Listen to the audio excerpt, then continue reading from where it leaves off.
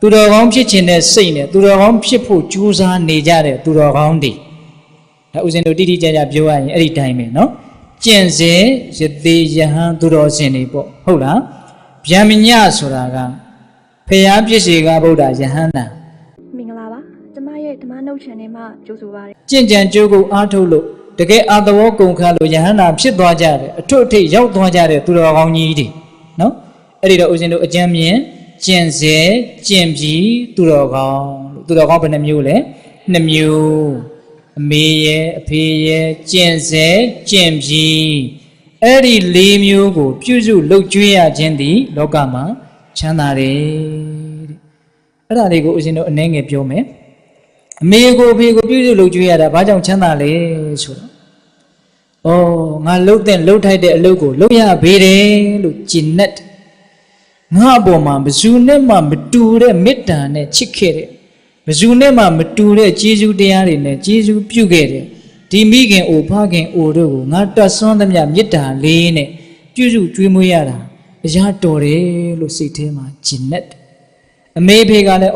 ငါသားလေးငါသမီးလေးလိမ္မာပေတယ်ကျေးဇူးသိရှာပေတယ်ဆိုပြီးတော့မေတ္တာတွေဖြစ်တယ်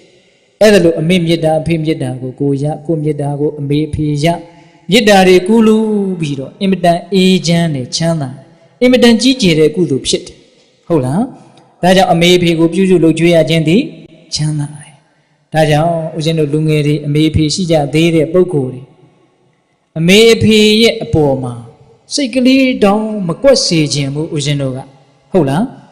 အမေအဖေလည်းပုထုဇဉ်ပဲမဟုတ်တာတွေရှိမှာပဲမကောင်းတာတွေရှိမှာပဲကိုယ်အပေါ်ဆိုးတာတွေရှိမှာပဲသို့တော့အဲ့ဒါတွေကမပြောပါတော့ပါဘူးသူတို့ကကိုယ့်အပေါ်မှာကောင်းတာတွေသူတို့ကကိုယ့်အပေါ်မှာထားတဲ့မေတ္တာတွေနဲ့စာရင်ကိုယ်စိတ်တိုင်းမကြတာသူတို့မကောင်းတာတွေကနည်းနည်းလေးပါဟုတ်ရလား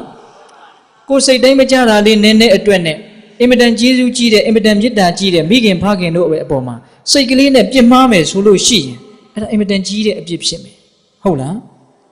သူတို့ရဲ့မကောင်းတာလေးနည်းနည်းကိုသူတို့ရဲ့မကောင်းတာလေးနည်းနည်းနဲ့သူတို့ရဲ့ကောင်းတာတွေအကုန်လုံးကိုဖုံးပစ်ခြင်းလို့ရမလားမရပါဘူးဗျမရပါဘူးဟုတ်လားဒါကြောင့်တည်ငါကိုယ်စိတ်တိုင်းမကြမှုကလေးကိုယ်အလိုဆန္ဒလေးနည်းနည်းလေးမပြည့်တာနဲ့အမေဖေရဲ့အပေါ်မှာစိတ်မကွက်လိုက်ပါနဲ့ကိုယ့်အပေါ်မှာကောင်းခဲ့တာတွေအနန္တရှိခဲ့တဲ့မေတ္တာတွေအနန္တအကြီးကြီးမရှိဘူးလားရှိတယ်ဘယ်သူနဲ့မှမတူတဲ့မေတ္တာနဲ့ချစ်ခဲ့တာဟုတ်ရဲ့လားအဲ့ဒါတွေကိုပြန်စဉ်းစားပြီးတော့အကယ်၍မြဲအမေရဲ့အဖေရဲ့အပေါ်မှာစိတ်တိုင်းမကြတာရှိခဲ့ရင်သူတို့လည်းပုထုဇဉ်ပဲလောဘဒေါသတွေပယ်သေးတာမှမဟုတ်ဘဲမှားတာတွေရှိမှာပေါ့အဲ့ဒါတွေကိုနားလည်ခွင့်လွတ်ပြီးတော့ကောင်းခဲ့တာတွေကြီးခဲ့တဲ့မေတ္တာတွေများခဲ့တဲ့ကျေးဇူးတွေကိုစဉ်းစားပြီးတော့အမေဖေရဲ့အပေါ်မှာပြုစုလှုပ်ကြွေးတဲ့စိတ်ပြုစုလှုပ်ကြွေးတဲ့အမှုရာတွေရှိဖို့မလိုဘူးလား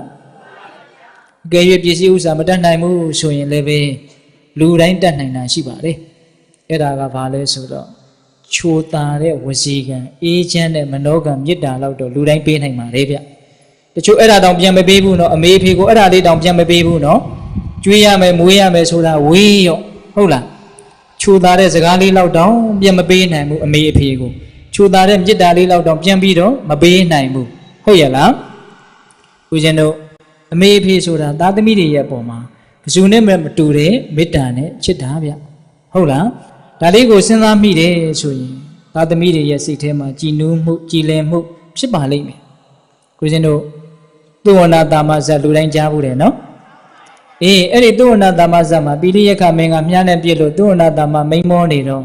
အမေဖြစ်တဲ့ပုဂ္ဂိုလ်ကပထမဦးစွာသစ္စာမဆိုဘူးလားသစ္စာဆိုတာခုနှစ်ကားသာရှိတယ်အကုန်လုံးမပြောတော့ဘူးတခုပဲပြောမယ်ဗျအဲ့ဒီသစ္စာတော်တော်ကြက်တီးထားတယ်ကောင်းတယ်နော်ဘာပြောတော့ဆိုတော့ငါသည်ငါသားသုဝဏတာမကိုငါအသက်ထက်ပိုးပြီးတော့ချစ်ပါ၏ဤမှန်တဲ့သစ္စာတကားကြောင့်ငါသားလေးအသက်ရှင်ပါစေပိဋကရေအပူတွေပြောနေရမယ့်အချိန်မဟုတ်ဘူးနော်သေရေးရှင်ရေးသစ္စာဆိုးနေတာသူသားသုဝဏတာမကိုသူ့အသက်ထက်ပိုးပြီးတော့ချစ်ပါတယ်တဲ့အမေတယောက်ရဲ့သစ္စာတကားအဲ့ဒီသစ္စာကတကယ်မှန်တော့သုဝဏတာမဘယ်ကနေညာကနေပဲပြောင်းပြီးတော့အိတ်တယ်အဲ့ဒီမှာဖေကြီးကလည်းအတက်ပြီးတော့ငါလည်းသစ္စာဆိုမယ်ငါသည်ငါသားသုဝဏတာမကို ငါအသက်တဲ့ပူပြီးတော့ချစ်ပါအီမန်နဲ့သစ္စာကကြောင့်ငါသားလေးအသက်ရှင်ပါစေသူသစ္စာကလည်းမှန်တော့စွမ်းနေဗျာအစိတ်တွေဟာရင်ဝတိလျှော့ကြဟုတ်လားအဖေမေတ္တာဟာလည်းအမေမေတ္တာနောက်မိတယ်ဆိုတဲ့သက်သေလေးနော်ဟိုကအမေမေတ္တာအမေမေတ္တာအမေမေတ္တာအဖေတွေကမျက်နှာပဲနားသွားထားရမှမသိဘူးဟုတ်လားဟင်ဒါပေမဲ့အမေမေတ္တာကအဖေမေတ္တာတဲ့ပါပါလေးတော့တာလိမ့်မယ်နဲ့တူတယ်ဗျဟင်ဘယ်မှာဦးဇင်းတို့တွေ့ရတော့ဆိုတော့ဟိုသောရိယတထေသာကြားဖို့တယ်ဟုတ်လားယောက်ျားကနေမိန်းမဖြစ်တယ်မိန်းမကနေယောက်ျားပြန်ဖြစ်တယ်ယောက်ျားဘဝနဲ့သား2ယောက်မိန်းမဘဝနဲ့သား2ယောက်ဘယ်သားပိုးချစ်လဲလို့မေးတော့ဘလို့ဖြေတော့မိန်းမဘဝကရခဲ့တဲ့သား2ယောက်ကိုပိုးချစ်တယ်အဲ့ဒါအခိုင်လုံဆုံးသက်သေဒါကမိခင်တွေကိုအားပေးတာမေတ္တာပြန်ရင်ခင်ဗျားတို့ကနိုင်တယ်ဟုတ်လားအေးထားတော့နော်အဲ့ဒါဦးဇင်းတို့ပြောချင်တာကဘာလဲမိဘဆိုတာသားသမီးတွေကိုသူတို့အသက်ထက်ပိုပြီးတော့ချစ်မြတ်နိုးတဲ့မေတ္တာရှိတတိယမြောက်သစ္စာဆိုတာကဘာလို့လဲသုဝနာတာမရှင်တန်ကြီးအတွက်တတိယမြောက်သစ္စာဆိုတာဘာလို့လဲသိပြီးသားထင်လို့ဦးဇင်းကမပြောဘူးလို့အောင်းမိနေတာဘဟုတုံတရီနတ်သမီးဟုတ်လားဘဟုတုံတရီနတ်သမီးကလွန်ခဲ့တဲ့ခုနှစ်ဘဝမြောက်ကအမေတော်ခဲ့တာကိုသူကပိုးတောင်ကြက်သီးထားတယ်ကောင်းသေးတယ်သူလာသစ္စာဆိုတယ်ဗျချစ်လွန်းလို့သုဝနာတာမကိုငါသားသုဝနာတာမကငါသားသုဝနာတာမကိုချစ်တဲ့မေတ္တာမျိုးနဲ့ငါဘယ်သူ့ကိုမှမချစ်ဘူးပါဘူးတဲ့အီမန်နဲ့သစ္စာတကားကြောင့်ငါသားလေးအသက်ရှင်ပါစေအဲ့တော့ဦးဇင်းတို့ကစဉ်းစားကြည့်တယ်ဟောအမေတယောက်ရဲ့မေတ္တာဟာခုနှစ်ဘဝပြောင်းသွားတာတောင်မကုန်သေးပါလားနော်သာသမီများမိခင်ဖခင်ကိုပြုစုလုပ်ကြွေးဖို့ချိုးသားတဲ့စကားပြောဖို့အေဂျင့်နဲ့မေတ္တာလေးတွေပြန်ပေးဖို့မျှော်လင့်ပြီးတော့ဒီအကြောင်းလေးတွေပြောနေတာနော်အေးအဲ့ဒီတော့သုဝနာတာမကလည်းဘယ်လိုသားမျိုးလဲဟင်အမေအဖေကိုလေမွေကနေပြီးတော့နှာနဲ့မှုတ်လို့မျက်စိကွယ်သွားတော့သုဝနာတာမကအမေကြီးအဖေကြီးလို့လိုက်ရှာတော့ဟိုကຫນွေကျိုးလေးခုတ်ပြီးတော့ပြစ်ပေးလိုက်တယ်သုဝနာတာမကဘေးတွေရှိတယ်ငါသားဒီနားမလာနဲ့ဆိုတော့မကတ်ရဲတော့ຫນွေကျိုးခုတ်ပြီးတော့မပေးလိုက်ဘူးလားအဲ့ဒီမှာအနားရောက်တော့အမေဖေမျက်စိကွယ်နေတာမြင်တော့သုဝနာတာမဘာလုပ်လဲငိုလဲငိုတယ်ရေလဲရေတယ်ဘာလို့ငိုတာလဲဘာလို့ရေတာလဲငိုတာကတော့ငငယ်ရွယ်မျက်စိကွယ်သွားတာဝမ်းသာစရာကိစ္စမဟုတ်ဘူးငိုတာကတော့ရှင်းတယ်ဝမ်းနေလို့ငိုတာပေါ့ရေတာကဘာလို့ရေလဲဆိုတော့ငါသည်အမေအဖေကိုအစသာအရာရာကျင်ကြီးကျင်ငယ်ကအစပြုစုလှုပ်ကြွေးခွင့်ဒီဟုသောအခွင့်ရေးတူးကြီးကိုရရတော့မယ်ကုသိုလ်ကောင်းမှုတွေအများကြီးရတော့မယ်လို့ကျင်နှလုံးလို့ရေတာတယ်အတူယူစရာမကောင်းဘူးလားအေးအဲ့ဒါလိုသားသမီးမျိုးဖြစ်စေဖို့လိုတယ်နော်အေးထားတော့အမေဖေအကြောင်းပြောရင်လည်းပြောလို့မကုန်နိုင်ဘူးပြီးကြစို့ဗျာအဲ့ဒီနှစ်ခုဟုတ်လားအေးနောက်ပါလဲ9ခုမြောက်နဲ့10ခုမြောက်ချမ်းသာကကျင်စေ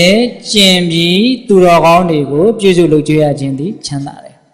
ဘာကြောင့်သူတော်ကောင်းတွေကိုပြုစုလုပ်ကြွေးရတာကချမ်းသာတယ်လေပိဋကရေခုဆိုကြပါစို့ဘာသာတရားနော်ဗုဒ္ဓဘာသာတွေအမျိုးမျိုးရှိတယ်နော်ဘာသာတရားတွေကိုလူတွေကိုးကွယ်ကြတယ်အဲ့ဒီဘာသာတရားတွေကိုကိုးကွယ်တော့အဲ့ဒီသူတော်ကောင်းတွေကစားစရာလည်းပေးတာမဟုတ်ဝတ်စရာလည်းပေးတာမဟုတ်နေစရာလည်းပေးတာမဟုတ်ဘာပြုလို့ကိုးကွယ်နေကြရတယ်လဲအားကိုးနေကြရတယ်လဲရှိကပ်နေကြရတယ်လဲမစဉ်းစားသင့်ဘူးလားစဉ်းစားသင့်တယ်လောကကြီးမှာသူတော်ကောင်းဆိုတာကမရှိမဖြစ်လိုအပ်တဲ့အင်္ဂါအစိတ်ပိုင်းတစ်ခုဗျဟုတ်လားဘာဖြစ်လို့လဲဆိုတော့သူတော်ကောင်းဆိုတာမရှိလို့ရှိရင်လောကကြီးဟာဘယ်တော့မှမအေးချမ်းဘူးအမြဲတမ်းပူလောင်နေမှာအမြဲတမ်းရှူပွက်နေမှာအဲ့ဒီသူတော်ကောင်းဆိုတဲ့ပုံကိုယ်တွေရှိလို့သူတော်ကောင်းဆိုတဲ့ပုံကိုယ်တွေကအသိဉာဏ်တွေဖြန့်ဖြူးနေလို့လောကကြီးကထိုက်တဲ့လောက်ငြိမ်းချမ်းနေတာအေးချမ်းနေတာဟုတ်လားအဲ့တော့သူတော်ကောင်းတွေဟာလောကကြီးကိုဘာလုပ်နေလဲလို့မေးရင်အေးချမ်းမှုတွေငြိမ်းချမ်းမှုတွေကိုဖြစ်စေနေတာလူတွေရဲ့စိတ်ထဲမှာပူလာပြီထောက်တရားမရဖြစ်လာပြီဆိုရင်သူတော်ကောင်းတွေစီကိုအကူအညီတောင်းရတယ်သူတော်ကောင်းတွေပေးတဲ့အကြံဉာဏ်သူတော်ကောင်းတွေပေးတဲ့အသိဉာဏ်နဲ့ကိုယ့်ဘဝလေးကိုတည်ငြိမ်အောင်ရပ်တည်ရတယ်ဒါအင်မတန်လိုအပ်တယ်ဒါကြောင့်သူတော်ကောင်းဆိုတာတွေကိုကိုယ်ွယ်ရတယ်စိတ်ကပ်ရတယ်ဟုတ်ရဲ့လားအဲ့တော့ဦးဇင်းတို့သူတော်ကောင်းတွေကိုပြုစုလုပ်ကြွေးရခြင်းဒီချမ်းသာတယ်ဆိုတာလေးနဲ့ပတ်သက်ပြီးတော့သူတော်ကောင်းတွေကလောကကြီးကိုဘာလုပ်တယ်လဲဘာအကျိုးကျေးဇူးပြုတယ်လဲဒီအချက်ကလေးကိုပြောခြင်းအချင်းချုပ်ကလေး နော်သူတော်ကောင်းတွေရှိတဲ့အတွက်ကြောင့်လောကလူသားတ attva တွေဒီနံပါတ်1ကုသိုလ်တိုးတယ်ဘာတိုးတယ်ကုသိုလ်တိုးတယ်သူတော်ကောင်းတွေရှိတဲ့အတွက်ကြောင့်သူတော်ကောင်းတွေကိုလှူရတယ်တန်းရတယ်သူတော်ကောင်းတွေကြောင့်ကုသိုလ်ကောင်းမှုအများကြီးဖြစ်ရတယ်ဟုတ်လားနံပါတ်2သူတော်ကောင်းတွေကြောင့်အသိဉာဏ်တိုးတယ်သူတို့က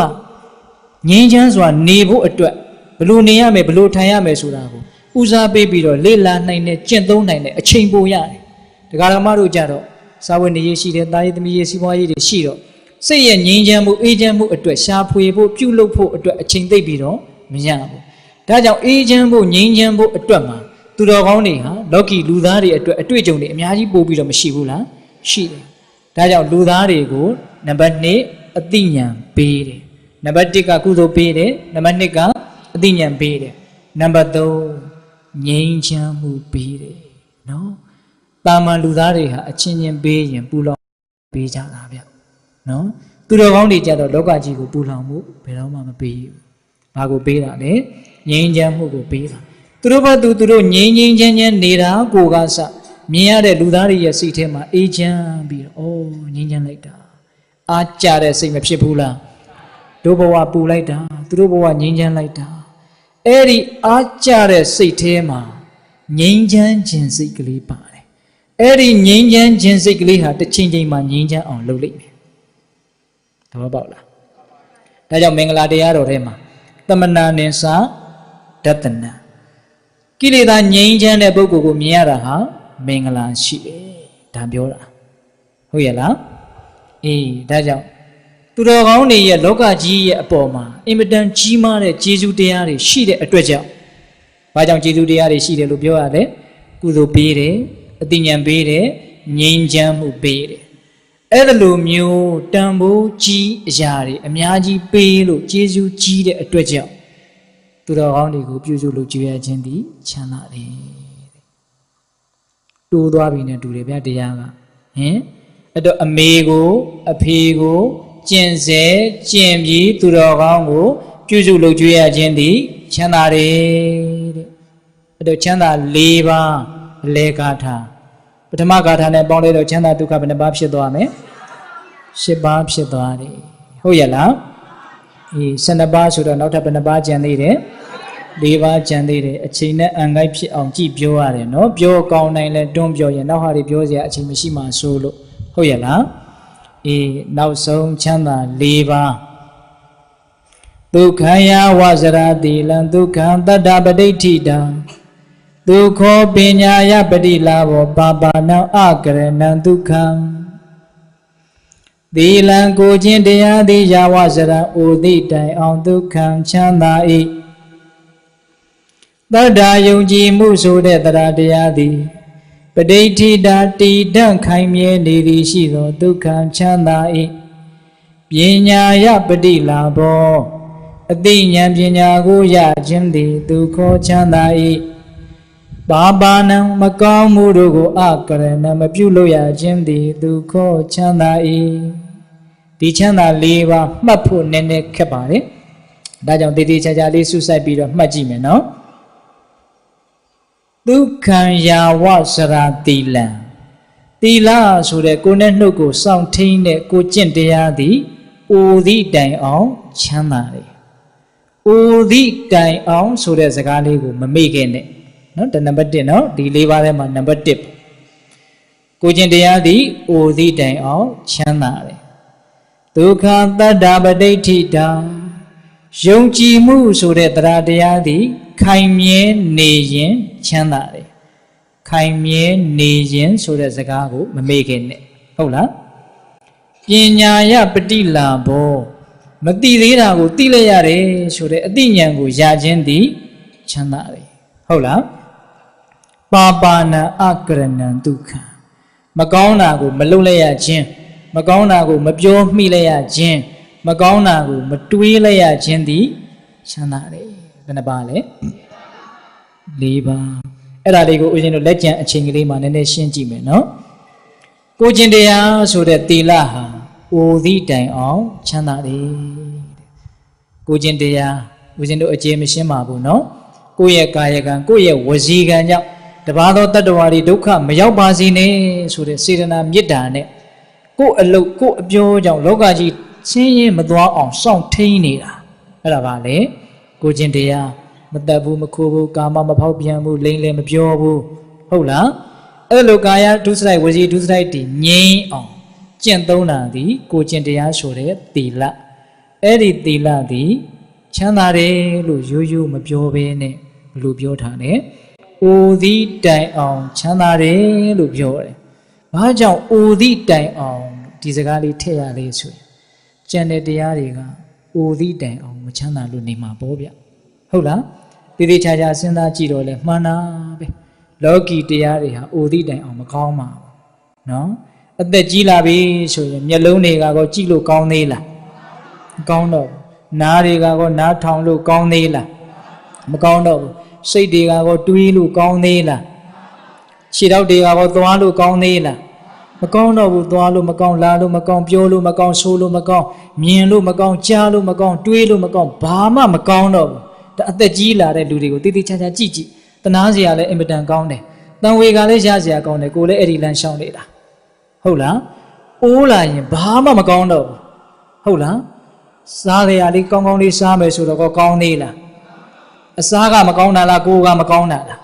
ကိုယ်ကမကောင်းတော့တာဘေးကတွေဘလောက်ကောင်းကောင်းပေးတတ်ရင်အိုးလာပြီဆိုရင်ဘာမှမကောင်းတော့ဘူးအဲ့ဒီအချိန်မှာဘာကိုအကောင်းလုပ်ပြီးတော့နေကြမှာလဲဒါလေးစဉ်းစားစရာကောင်းတယ်နော်ဒီကကြီးမိုက်မြတက်ကြီးလာရင်ဘေးကလူတွေနဲ့ဆက်ဆံလို့လည်းသိမကောင်းတော့ဘူး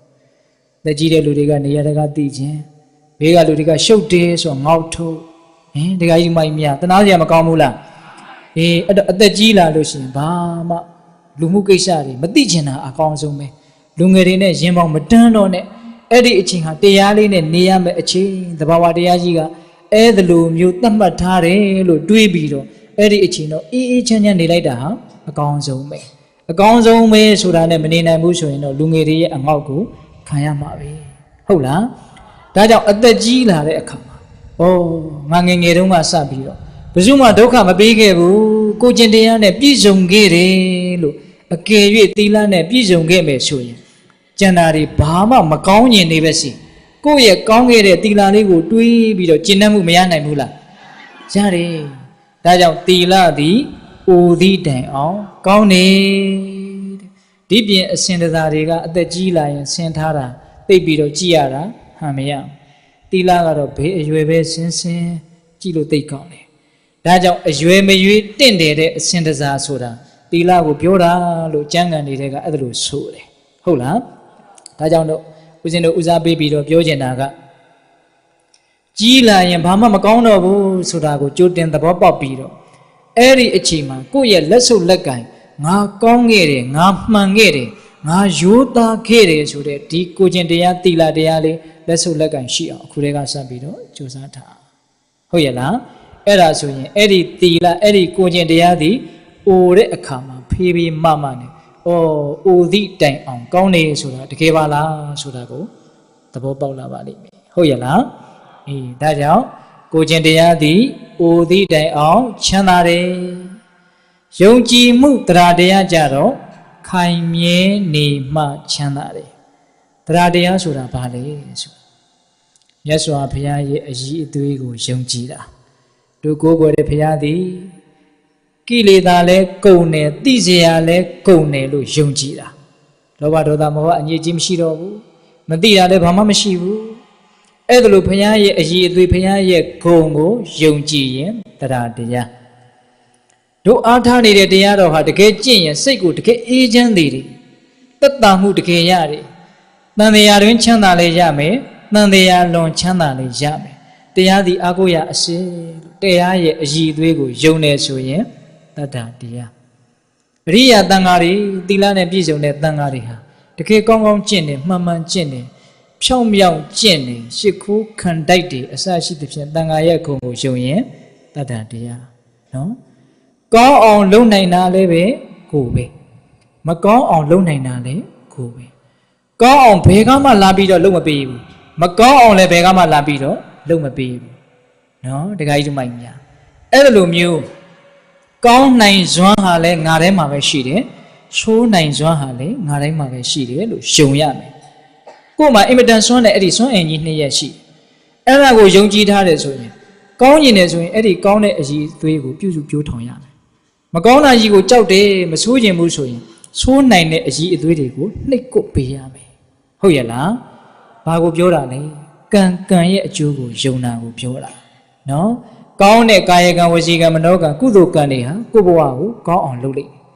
မကောင်းတဲ့ကာယကံဝစီကံမနောကံဆိုတဲ့ကိုယ့်ရဲ့အည်အသွေးဇိုးတွေကကိုယ့်ရဲ့ဘဝကိုရှိုးအောင်လုပ်လိမ့်မယ်အဲ့ဒါကိုသိမြင်နားလေယုံကြည်ထားဖို့မလိုဘူးလားလိုတယ်ဘုရားဘာသာဝင်တွေဟာအဲ့ဒီအည်အသွေးကိုသိမယုံညာဘူးလို့ထင်တယ်အဲ့တော့အာကိုးစရာဟာကိုယ်အစွမ်းပဲရှိတယ်ကိုယ်ထဲမှာပဲရှိတယ်ဆိုတာကိုမယုံတဲ့အခါကျတော့ယုံတော်လည်းပဲပေမီခိုက်မိအောင်မယုံတဲ့အခါကျတော့ဘေးကိုအများကြီးရှောက်အားကိုးတယ်အာမကိုဘူးလားဘေးကိုအားကိုးတာတွေမရှိဘူးလားရှိတယ်ယတနာ၃ပါးကလွဲလို့ဘေးကိုအားကိုးနေတာတွေရှိနေတယ်မဟုတ်လားအဲ့ဒါကိုယ်စွန်းကိုယ်စားကိုမယုံလို့ပေါ့ဗျာဘေးကငါ့ကိုတကယ်ကောင်းစေလိမ့်မယ်လို့သူတို့တကယ်ထင်နေတာနော်ကဲတခါတရံကြတော့ငါ့ကိုဆိုးအောင်လုပ်မဲ့အရာတွေဘေးမှာရှိတယ်နဲ့တူပါရဲ့လို့ထင်တဲ့အခါကျတော့ကြောက်တဲ့အတွက်ကြောင့်ဘေးကိုအားကိုးတာတွေရှိနေတယ်တကယ်တမ်းကိုယ့်ကိုဆိုးအောင်လုပ်တာကဘေးကအရာတွေမဟုတ်ကိုယ့်ရဲ့မကောင်းတဲ့စိတ်မကောင်းတဲ့အပြောမကောင်းတဲ့အလုပ်တွေကကိုယ့်ကိုဆိုးအောင်လုပ်တာဟုတ်လားအဲ့ဒီနှစ်ချက်ကိုတကယ်ယုံနေဆိုလို့ရှိရင်ဘဝမှာဖြောင်းပြောင်းလေးသွားလို့ရတယ်အဲ့ဒီနှစ်ချက်ကိုတကယ်မယုံတကယ်နားမလဲလို့လူတွေအများကြီးကွတိကွေကောက်နေမဖြစ်တဲ့နာတွေဖြစ်နေတာဟုတ်လားဒါကြောင့်ဘာကိုယုံရမှာလဲဖရာရဲ့တရားရဲ့တန်ခါရဲ့ကိုယ့်ရဲ့ကောင်းနိုင်တဲ့အစွမ်းဟာကိုယ်ထဲမှာရှိတယ်ကိုယ့်အတွက်ဆိုးနိုင်တဲ့အစွမ်းဟာလည်းကိုယ်ထဲမှာရှိတယ်လို့ယုံကြည်ပြီးတော့ကောင်းနိုင်စွမ်းကိုပြုစုပြိုးထောင်ရမယ်မကောင်းနိုင်စွမ်းကိုတဖြည်းဖြည်းနဲ့နည်းသွားအောင်နှိပ်ကွပ်ပေးရမယ်အဲ့ဒီလိုယုံတာကိုတတ္တတရားအဲ့ဒီတရားသည်ခိုင်မြဲနေမှချမ်းသာလေတဲ့တခါတလေတော့ရှိတယ်တခါတလေတော့လည်းပြောင်းနေတာပုထုဇဉ်တွေရဲ့တရားဟာဖွဲပုံထဲမှာစိုက်ထားတဲ့ငုတ်တိုင်တိုင်လိုပဲတဲ့နော်ပြိပြီးတော့ကိုယ့်ကိုယ်အထင်ကြီးလို့မရဘူးနော်တခါတလေရင်းရိုင်တက်ဟုတ်လားအဲ့တော့ရင်းရိုင်တက်တဲ့တရားကိုမရင်းရိုင်တက်အောင်ဉာဏ်ပညာနဲ့ထောက်ပေးပြီးတော့ကိုယ့်ရဲ့တရားကိုခိုင်မြဲအောင်လုပ်မယ်ဆိုရင်10ခုမြောက်ချမ်းသာကိုရမယ်ဟုတ်ရဲ့လားသီလသည်အိုသည့်တိုင်အောင်ကောင်းတယ်ဟုတ်လားချမ်းသာတယ်နောက်တရားသည်ခိုင်မြဲနေရင်ချမ်းသာတယ်နောက်ဦးဇင်းတို့7ခုမြောက်ချမ်းသာသွားကြမယ်နော်ပညာယပတိလာဘောဉာဏ်ပညာကိုရခြင်းသည်ဝါမတိသေးတာကိုသိရခြင်းသည်ဒုက္ခချမ်းသာ၏အတိဉာဏ်ပညာကိုရလျက်ခြင်းသည်ချမ်းသာတယ်ပိဋကမြင်ရတာလည်းမဟုတ်ကြားရတာလည်းမဟုတ်စားရတာလည်းမဟုတ်ထိရတာလည်းမဟုတ်အတိဉာဏ်ကိုရတာကိုချမ်းသာတယ်လို့ပြောနေတယ်ဗျာမြတ်စွာဘုရားကဟုတ်တာပေါ့လောကမှာအကောင်းဆုံးချမ်းသာသည်သိလိုက်တဲ့အရာကိုသိလျက်ခြင်းသည်အကောင်းဆုံးပဲနော်နောက်ဆုံးသစ္စာကိုသိရမယ်ဆိုရင်တော့အကောင်းဆုံးပေါ့နိဗ္ဗာန်ကိုသိရမယ်ဆိုရင်တော့အကောင်းဆုံးပေါ့နော်ဒါအသိဉာဏ်ဆိုတာသူ့ level နဲ့သူအများကြီးရှိတယ်လေဟုတ်လားလောကီကိစ္စဘာလို့ရင်ဘာဖြစ်မယ်လို့အကျိုးနဲ့အကြောင်းကိုသိတယ်ဆိုရင်လည်းဒါပါလေပညာပေါ့နော်နောက်ဆုံးနိဗ္ဗာန်ကိုသိတယ်ဆိုရင်လည်းဒါလည်းပါလေပညာပဲနော်အဲ့ဒါကြတော့မဲ့ပညာဖို့ပညာလို့ခေါ်မှာပေါ့ဟုတ်လားအေးဘယ်လိုအသိပဲဖြစ်ဖြစ်ပညာဆိုတာကောင်းတာပဲရှိတယ်မကောင်းတာမရှိနော်အဲ့တော့အဲ့ဒီအသိအဲ့ဒီပညာရလိုက်တယ်ဆိုရင်အင်မတန်ကျင့်တတ်တယ်နော်အဲ့ဒီမှာဦးဇင်းတို့ဘဝရဲ့အကြောင်းလောကရဲ့အကြောင်းကိုသိရရင်တော့အကောင်းဆုံးပညာပဲတကယ်တမ်းကတော့ဘဝဟာမာယာသဘောပဲအလိမ်အညာသဘောပဲမျက်လှည့်သဘောပဲဘဝဆိုတာနော်ဒကာဓမ္မတို့ဦးဇင်းတို့ကိုလိမ်ညာနေတာသဘောတရားတွေကဘလို့လိမ်ညာနေလဲမမြဲတာကိုမြဲတယ်လို့ထင်နေဟုတ်လားထင်အောင်ဆင်းရဲတာကိုချမ်းသာတယ်လို့ထင်အောင်လှည့်စားနေတယ်မခိုင်မာတာတွေကိုခိုင်မာနေတာအနှစ်သာရမရှိတာတွေကိုအနှစ်သာရရှိတယ်လို့မကြီးကျယ်တာတွေကိုကြီးကျယ်တယ်လို့ထင်အောင်အမျိုးမျိုးလှည့်စားနေတာဘယ်သူကလှည့်စားတာတော့ဆိုတော့သင်ညာကလှည့်စားတယ်စိတ်ဝိညာဉ်ကလှည့်စားတယ်ဒါကြောင့်စိတ်ဒီမျက်လှည့်နဲ့တူတယ်သင်ညာဒီတန်လှက်နဲ့တူတယ်ဟောတာတွေကြားဘူးတယ်မဟုတ်လားနော်အတာတံတာတရူပေနပိယရူပေနအပိယံဒုက္ခဒုက္ခတာရူပေနပမတ္တမတိဝတ္တတိဥဒ္ဒံပါဠိတော်မှာမြတ်စွာဘုရားဥဒ္ဒံကျူးထဏရှိตาယာစရာမကောင်းတဲ့အရာတွေကตาယာစရာကောင်းတယ်လို့နဲ့မေ့နေတဲ့လူတွေကိုလှဲ့နေတယ်လိမ့်နေတယ် ချစ်စရာမကောင်းတဲ့အရာတွေကချစ်စရာကောင်းတဲ့ပုံစံဖန်ဆင်းပြီးတော့တတ္တဝါတွေမေ့နေတဲ့တတ္တဝါတွေကိုလှည့်စားနေတယ်ဆင်းရဲတဲ့တရားတွေကချမ်းသာသလိုလိုဟန်ဆောင်ပြီးတော့မေ့နေတဲ့တတ္တဝါတွေကိုလှည့်စားနေတယ်မေ့နေတဲ့လူတွေအကုန်လုံးအလိမ်မိမယ်မမေ့တဲ့လူဘယ်တော့မှအလိမ်မခံရအောင်အဲ့ဒီဂါထာလေးကအဲ့ဒါလို့ဆိုတာဟုတ်လားဒါကြောင့်လောကကြီးကမာယာသဘောပဲမျက်လှည့်သဘောပဲအဲ့ဒါကိုသိတယ်ဆိုရင်အင်မတန်ကျဉ်တ်တယ်သိရင်သူကမာယာလို့လို့မရတော့မသိသေးခင်သာမာယာဖြစ်မာယာရဲ့လှည့်သားမှုကိုခံရတာအခုဦးဇင်းတို့မျက်လှည့်ပြတယ်ဟို TV တွေဘာတွေထဲမှာမျက်လှည့်ပြပြီးတော့နောက်ရက်ကြတော့ဒီမျက်လှည့်ကိုဘယ်လိုလှည့်တာပါလို့ပြတာတွေကြည်ဘူးတယ်နော်ဒီလူတွေအဲ့ဒါလေးစဉ်းစားကြည့်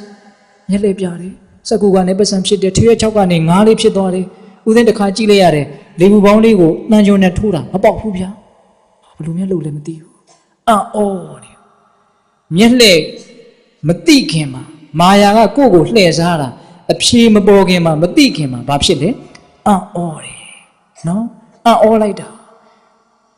ကြည်ဘူးပါတယ်ဒီလူတွေမျက်လှည့်တွေနော်ဒေးဗစ်ကိုဗာဖီတို့ကြည်ဘူးတယ်မဟုတ်လားအော်စရာမကောင်းဘူးလား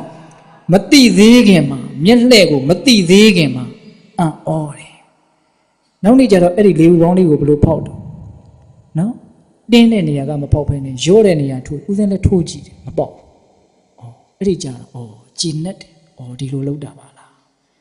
အော်တဲ့သဘောမရှိတော့ဘူးပေးတဲ့ဘာဖြစ်တဲ့သဘောဖြစ်တော့ကျဉ်တ်တဲ့သဘောရှိတယ်အလိမ်ပြေးသွားတော့ကျဉ်တ်တယ်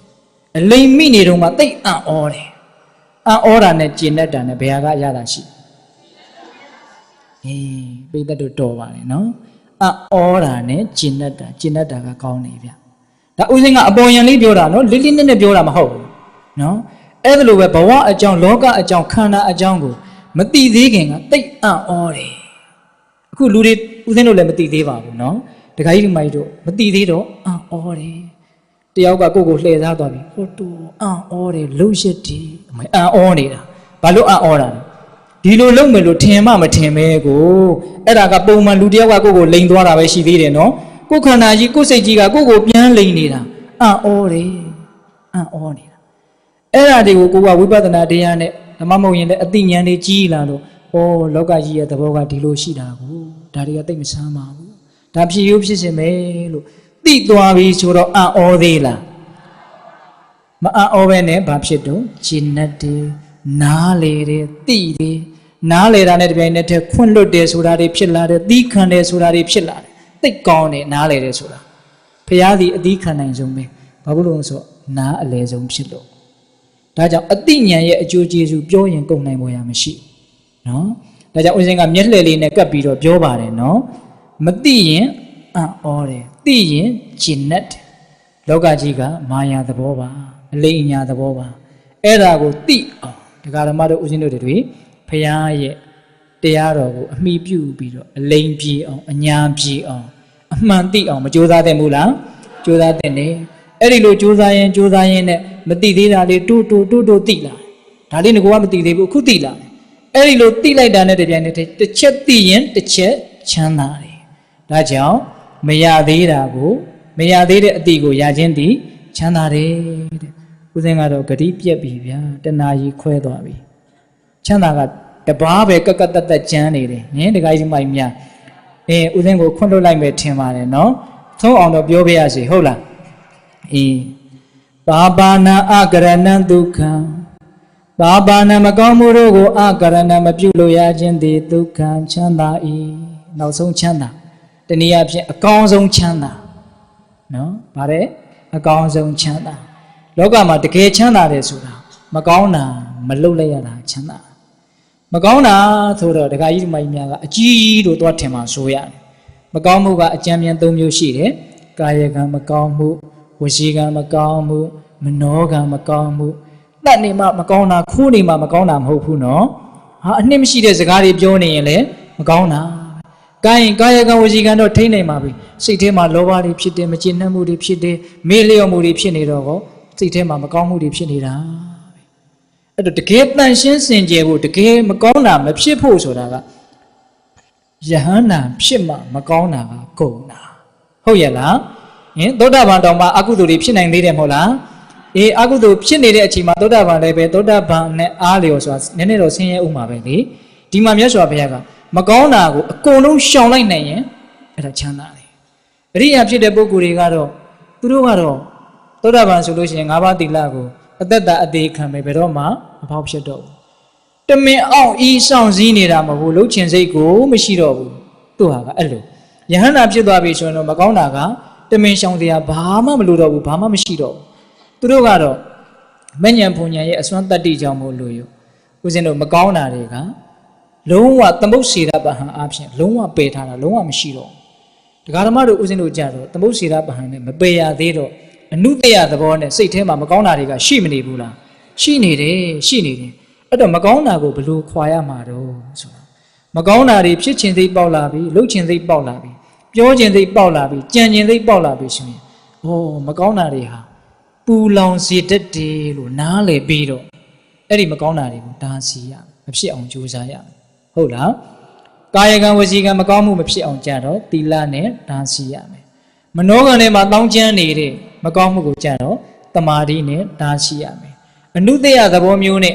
ဟုတ်လားဖြစ်ခွင့်ကြုံရင်ဖြစ်မယ်ဆိုတဲ့သဘောမျိုးနဲ့ကိန်းနေတဲ့အနုတ္တယကိလေသာမျိုးကြတော့ပညာနဲ့အဘိဓာတားဆီးရတယ်ဟုတ်ရလားဒါကြောင့်အဲ့လိုသီလတမာတိပညာဒီမကောင်းမှုကိုဖယ်ရှားနိုင်တဲ့အင်မတန်အစွမ်းထက်တဲ့ဒီသိက္ခာ၃ပါးနဲ့ဒကာဓမ္မတို့ဦးဇင်းတို့တွေဟာကိုယ့်ရဲ့ကာယကံဝစီကံမနောကံမကောင်းမှုတွေကိုတားနိုင်ရင်တားနိုင်သလောက်ချမ်းသာဒုက္ခကိုရမယ်ဟုတ်လားဒါကြောင့်ဦးဇင်းတို့သိတာထင်ရှားတာကတော့ကာယကံဝစီကံလောက်ကိုထိန်းနိုင်တယ်ဆိုရင်ပဲစိတ်ထဲမှာအင်မတန်ကျဉ်တတ်ပါတယ်ငါဘယ်သူမှမကောင်းတာမလုပ်ဘူးမကောင်းတာမပြောဘူးမနောကံတွေပါထိမ့်သိမ့်နိုင်မယ်ဆိုရင်တော့တော်တော်ကြီးကိုကျဉ်တတ်ပြီးတော့စိတ်ထဲမှာအေးချမ်းမှုအများကြီးရမယ်တော်တော်ကြာကြာထိမ့်ထားနိုင်ရင်တော်တော်ကြာကြာရမယ်ဒါတွေကိုလက်တွေ့ပိဋကပေါင်းသူတော်ကောင်းတို့ထောက်ခံနိုင်အောင်ကြိုးစားကြည့်ပါဟုတ်လားဒါကြောင့်12ခုမြောက်ချမ်းသာသည်မကောင်းတာကိုမလုပ်ရခြင်းသည်ချမ်းသာတယ်တဲ့အပေါ်ယံလောက်တင်မစင်စားဘဲနဲ့တကယ်လက်တွေ့ကျင့်သုံးမယ်ဆိုတဲ့စိတ်ကူးကလေးနဲ့စဉ်းစားကြည့်ပါဟုတ်ရဲ့လားချမ်းသာဒုက္ခဘယ်နှမျိုးရှိသွားပြီ12မျိုးရှိသွားပြီတဏှာကြီးခွဲပြီးလို့9မိနစ်ရှိသွားပြီကဲစာမိုးရကလည်းမစစ်လို့မဖြစ်ဘူးဗျဟုတ်လားနံပါတ်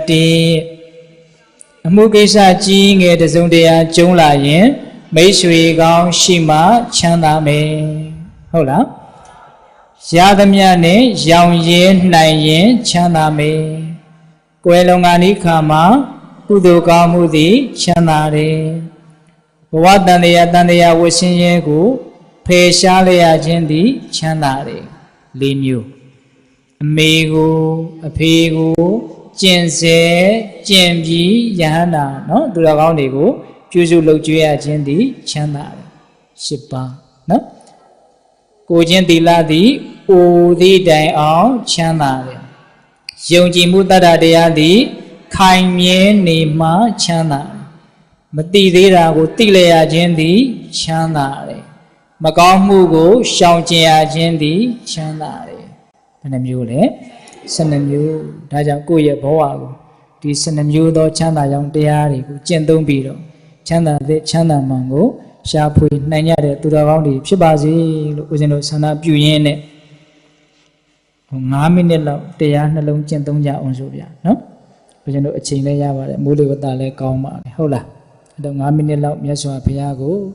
တရားအကျင့်မြတ်ဖြင့်ပူဇော်ပြီးတော့မှဦးဇင်းတို့တရားပွဲအဆုံးသတ်ကြရအောင်နော်